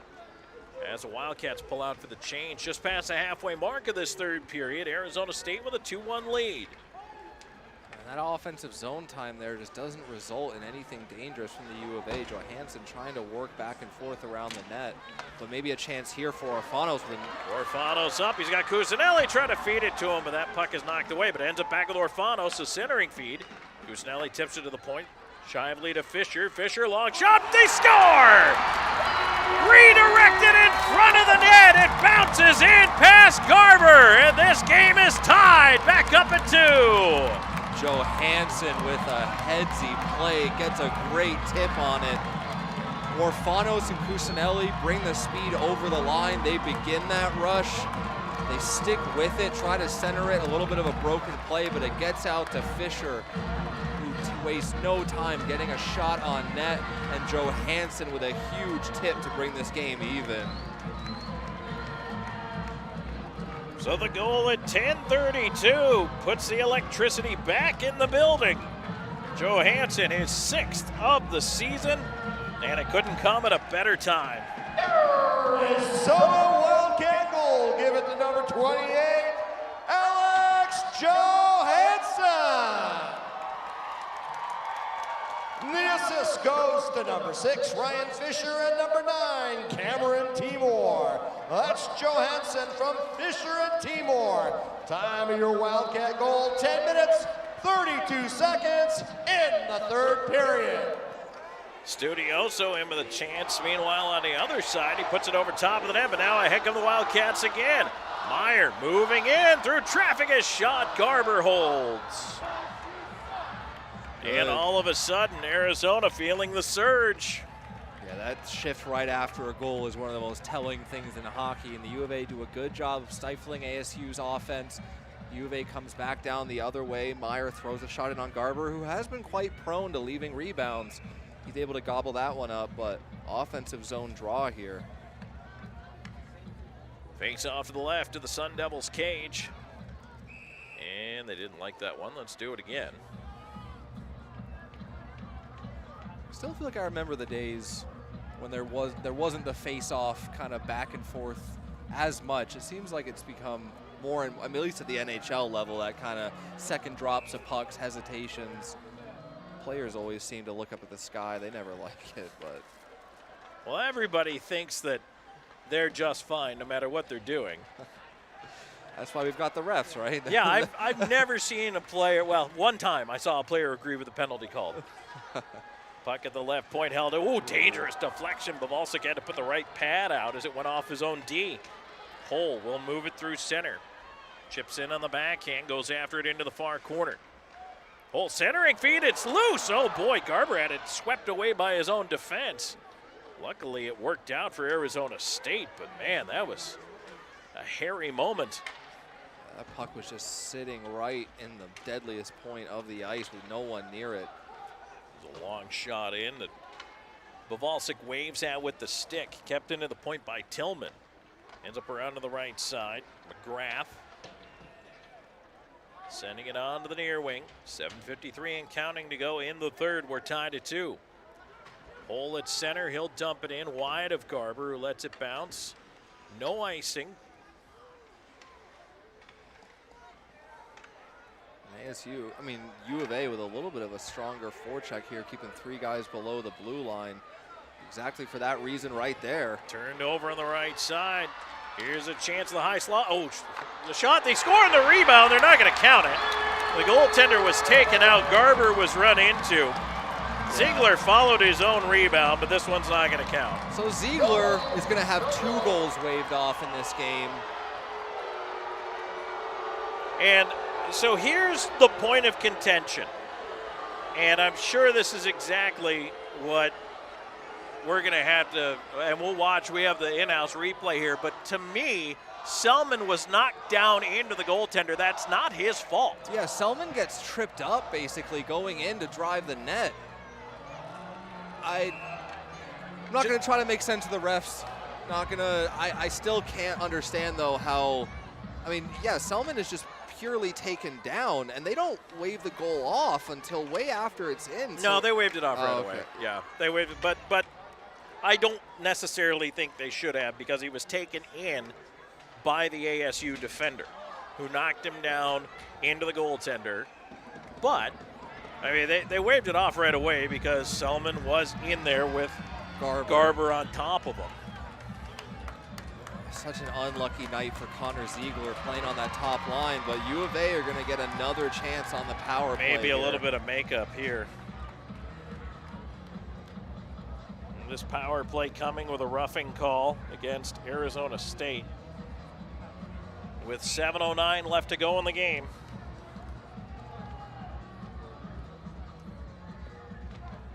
Big face-off win there. There's a chance, a front score! Orfanos on the tip! Right on the doorstep! George Orfanos, Johnny on the spot, just in front of the crease, able to tip it past the left pad of Garber. A huge power play goal, and the Wildcats lead at 3-2. What a beautiful setup. That's got to be a set play there. Coach Berman maybe talked about effort first, technical side later, but that's the technical side of this U of A hockey team showing up on the power play. What a great job there to go tic-tac goal, and Orfanos posted up out in front. Just gives a little nudge, And that goal that was waved off stings a lot less right now.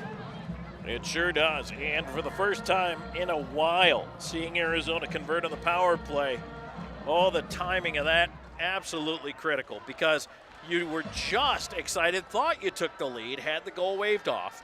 Then you get the subsequent power play, and to immediately score on that really keeps that momentum going for you. Yeah, feeling like capturing energy in a bottle there. I mean, it does hurt. You know, you saw the exuberant celebration after the Ziegler goal that gets waved off, but it seems like the boys just carried that momentum and excitement over into that power play. And the most dangerous structure and passing we've saw for the U of A.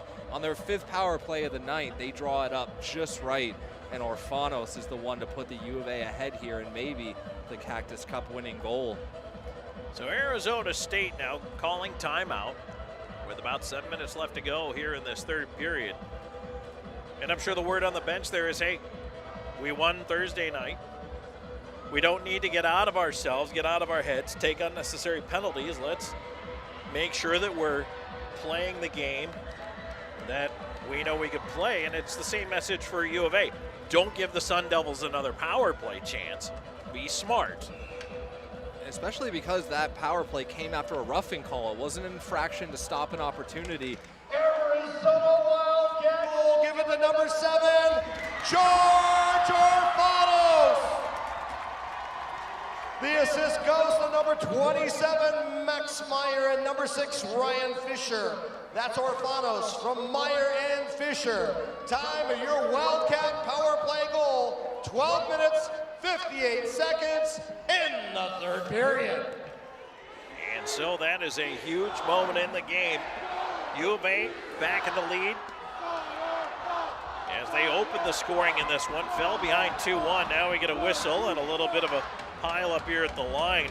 I thought we might have seen a penalty come out of that. Interference. Yeah, we are. It's interference going against Studioso. You just talked about the message on the ASU bench had to be, don't take an undisciplined penalty. First shift off the timeout, Studioso, by far one of the best ASU players, goes out, takes a penalty. And I know Studioso doesn't agree with it, but interference doesn't always have to be something major. But I mean, if the puck is gone or the player's not making a play on the puck, you can't make that hit as much as you want to. 2 minutes for interference. Time of that penalty, 13 minutes, 32 seconds. Back to the power play for U of A. Put your Wildcats on a Hogan Transportation power play. And once again, they end up with a shot at the man advantage after just scoring. So this is huge for the momentum, but it also means, and we'll, I'm sure, be talking about this a little later, Arizona needs to be on its toes because the pendulum will swing back the other way. Yeah, luckily, there's only 6 minutes for that pendulum to swing. Let's see if they can find a way here to open up that lead a little bit more. ASU starts by bouncing it down the ice. Coming up on 6 to go here in the third. 1:23 and counting in the man advantage. Wildcats moving it ahead. On the left side, Selman working it in. He'll wheel all the way behind the net. Still with it, Selman hooks it up the middle. There's a wrist shot. Fisher tipped into the corner. Orfanos at the dot, leaves it off. Timor, Fisher, Timor, right side. Into the corner. Timor stops, looking for space. Gets it to Lowell. Quick shot and a glove save, Garber. I don't know how Timor pulled that puck off the boards. It seemed like he lost it, and then all of a sudden he's feeding Lowell right in the slot. He gets a good shot, and Garber with a good glove save. Face-off will once again be the left of the Sun Devils net. Just over a minute to go in the power play. Arizona 3, Arizona State 2. 5.5 to go here in the third. Here's Cusinelli at the right point. His shot, that misses on the stick side. Around it goes, and Hull will drag to the middle of the blue line. Rister through traffic, blocked in front. Chance to clear, and that just makes it over the line. Good chances here for the U of A, though. Now it's up to now the U of A are killing the clock on the power play, which is what you want to see. Johansson chasing after that dump in. He arrives with a thump, looking for help from Lowell. Lowell pulls the puck out of the pile. Cusinelli on the left side. Wrist shot. Ooh, dangerously tipped in front. Just trickled right through the front of the net. And there's a quick shot. That one is deflected off a shin pad. Boy, Hoffenkamp got in front of that one. Bouncer to the line, not out. Held in. Here's Jones. His shot. And Garber the save. He hangs on. Well, Garber showing that unless you set up the exact right play, it's not going to be easy to beat him. Good shots here from the U of A, testing him with 14 seconds left on this power play. 4:42 to go here in the third. And 14 seconds left on that U of A power play. And again, they're going to have to play a disciplined hockey down the stretch here. Draw one again, back to the point, Shively. Right side, Fisher. He's looking cross-ice, Shively up top. His shot is blocked and cleared. That'll pretty much do it, as the power play is over for Arizona. But they have one important power play goal. It's put them up 3-2 here in this third period as Lusby tracked on the forecheck here. Puck turned over in the slot. The shot, Pavelski with a glove save. And Biv coming up big at the right moments. He hasn't faced a lot of shots here in this third period, but that's the save of the game right there. A broken play, and ASU has a lot of time and space out front, and just the little flurry whip of the glove. Lackey came flying in and really got everything behind it on the turnover there. That's the other thing. Puck management is going to be absolutely huge. Arizona trying to clear this one out right now. They can't get it onto the zone. Sofrino will feed it back to the D. Use the open wing, boards and out at this point. Odd kick off a Stancha bouncing in the slot, and that'll just be golfed at by Shively. Fritz trying to move it ahead. He spins through the D, falls down. Puck still underneath him. Lusby into the pile. Put up the wall, Sofrino supporting high. He'll bounce one towards the front of the net, ends up in the near corner. And now you can see, and good job by Timor, alertly noting that behind him, Studioso came off on the change and was hanging behind the D. Watch for Arizona State to stretch it ahead. Here they come up the left side. Plourd looking to center. That one is picked off, but not out.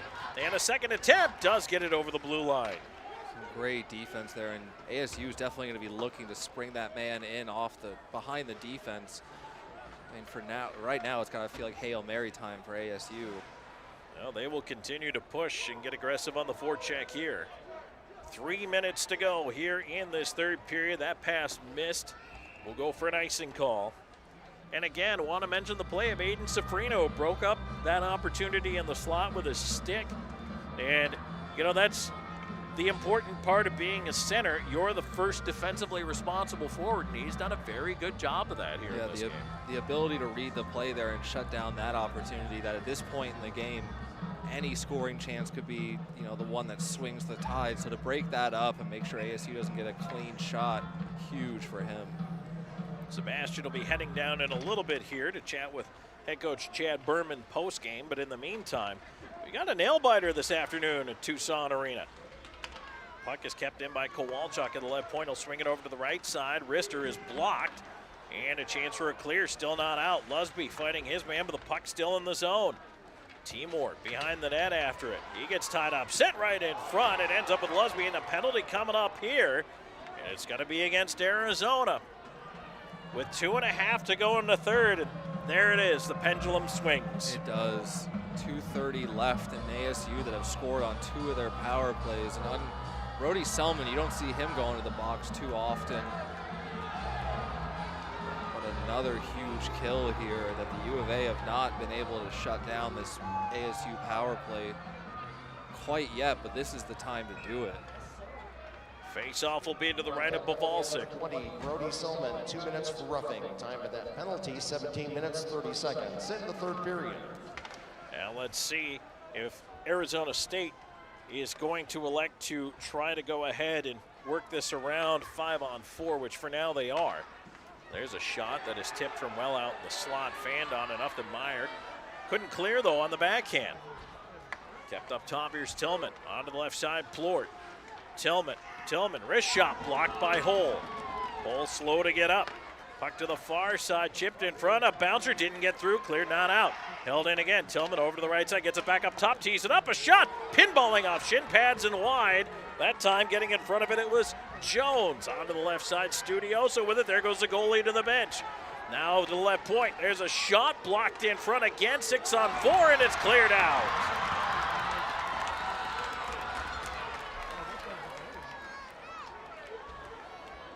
Back the other way. Here comes Arizona State up the right side. Sundevils 6-on-4, pushing here with a minute to go in the man advantage, trailing by a goal. Held in at the left point. And now into the left side corner. Plord feeding it right back down, getting it back on the half wall. Plord looking up top. Tillman back to Plord. Plord into the slot. There's a shot. Lackey blocked. Plord shot save. Rebound in front. Set wide. Studioso on the right side. Coming up on a minute to go in this one. There's a chance from the point. Bavalsic the save, and he hangs on.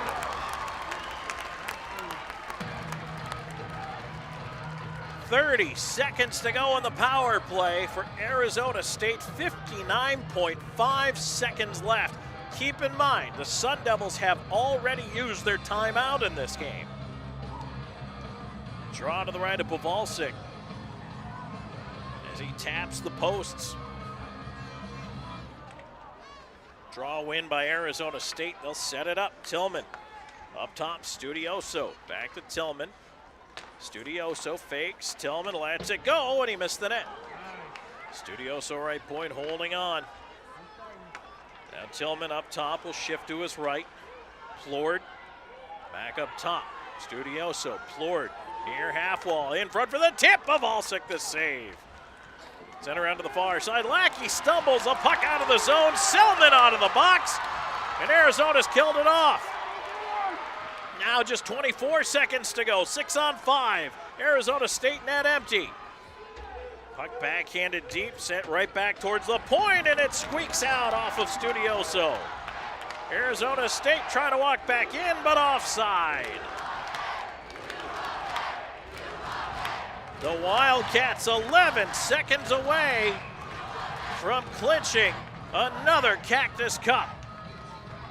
Arizona will take its timeout now as Chad Berman goes to the whiteboard, drawing it up with this neutral zone face-off right in front of that Wildcats bench. Win or lose this face-off, Arizona has to be aware of what they're going to do with the puck or how they're going to pursue it.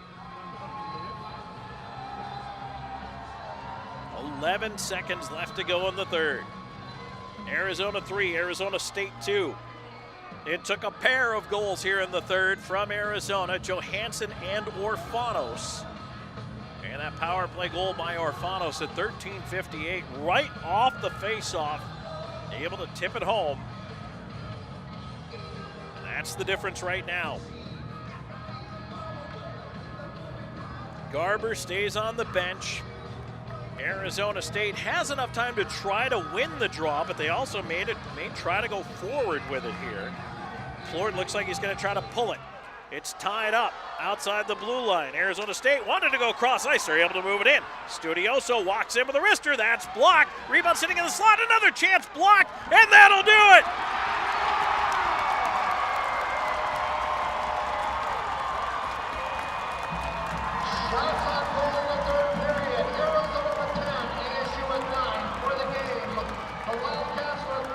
Arizona Wildcats are able to hang on for a big 3-2 win at Tucson Arena.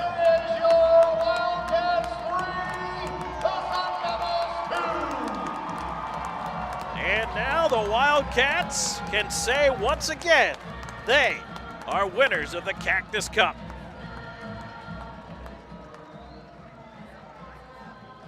A huge finish to this one here in Tucson at the TCC as the teams line up at the blue line. Boy, this was a hard-fought weekend set between these two clubs.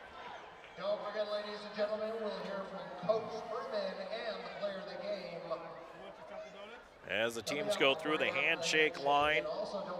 So now that fourth win of the year gives the Cactus Cup to Arizona as they end up now 4-2 on the season in the series to clinch it.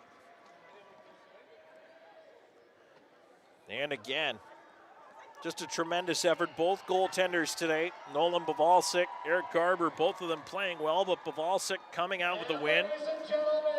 And a great job on the penalty killing, especially late in the game. Just the ability to sell out, get in front of pucks, block shots. And the Wildcats doing everything they could to help their goaltender and help keep that puck out of the net. After certainly a disappointing game, we now see Anthony Cusinelli skating with the cup. And the Wildcats will get a chance to pose for a team photo with it. After showing it off to the fans here, Cusinelli hands it off to Max Meyer. Your Wildcats have won the Cactus Cup.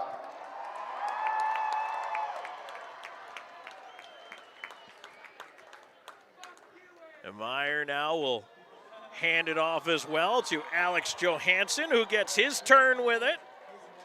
Little chance to do a victory lap, give it a kiss. Boy, again, this rivalry, one of the best in sports. Arizona, Arizona State. It doesn't matter what the sport is. It is always, always a competitive outing.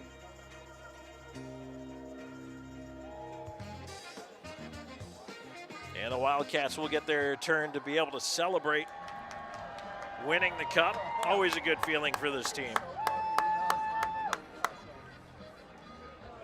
And in a moment, we will have, I believe it's Sebastian Janik who's going to chat with head coach Chad Berman down here on the ice. Actually, it's going to be Anthony Cusinelli who's up first. Ladies and gentlemen, I'm here with Captain Anthony Cusinelli holding the Cactus Cup trophy.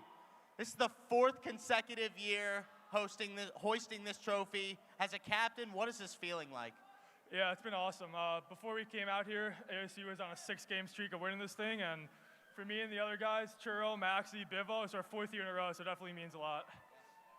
All right, and you won the Cactus Cup, but what is the motivation? We play ASU again in 2 weeks. What's the motivation? You know, you're Cactus Cup champs, but how do you bring that aggression, how do you bring that physicality and beat them again on home ice?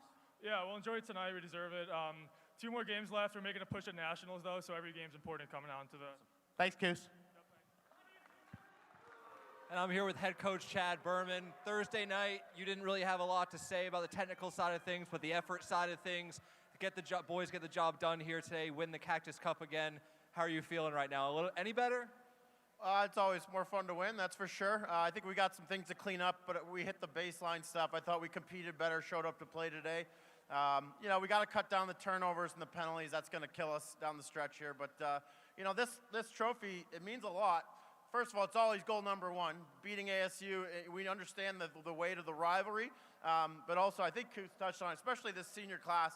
A lot of these guys are 5th years. They came back because they didn't want to end with the way COVID kind of ended things for everybody. And so to see this senior class come in, never having the program, we hadn't won the cup, to now they're going to leave with 4 of them. That's a pretty special thing. And that's been a huge turnaround, especially since your tenure here. How much do you credit, you know, those core guys to not only changing the performance on the ice, but the culture off the ice? Well, they're everything. I mean, they were the turning point of our program. I can only say so much. This is about the guys and what they do and the work they put in, the sacrifices they make. But, you know, getting Cusinelli kind of started the ball for us, and that class really bought into what we wanted to be about and what we stood for. And we've been reaping the benefits since. So, you know, we're coming down to the end of the season here. It's bittersweet. It's an important senior class to me, and I want to send them out the right way. So hopefully we can get our game in line here and have a good run. Awesome. Thanks so much, Coach. All right, there you go. And you know what? Chad Berman said it very well, said these guys didn't want to end.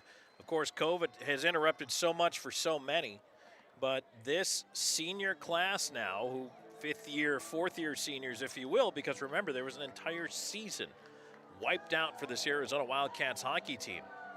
But the guys who have stuck around and have made it to a 5th year, winning now 4 straight Cactus Cups, so important. So important, and you can see the joy and the jubilation in this team down on the ice. Well, that'll do it for us here in our broadcast this afternoon from Tucson Arena. One more time, your final score: Arizona Wildcats 3, Arizona State University Sundevils 2. The Cactus Cup stays right here in Tucson. You've been watching Arizona Wildcats hockey. Thank you for watching University of Arizona Wildcats hockey. Visit our website at arizonawildcathockey.org, and we'll see you at the Tucson Arena for the next Arizona Wildcats home game.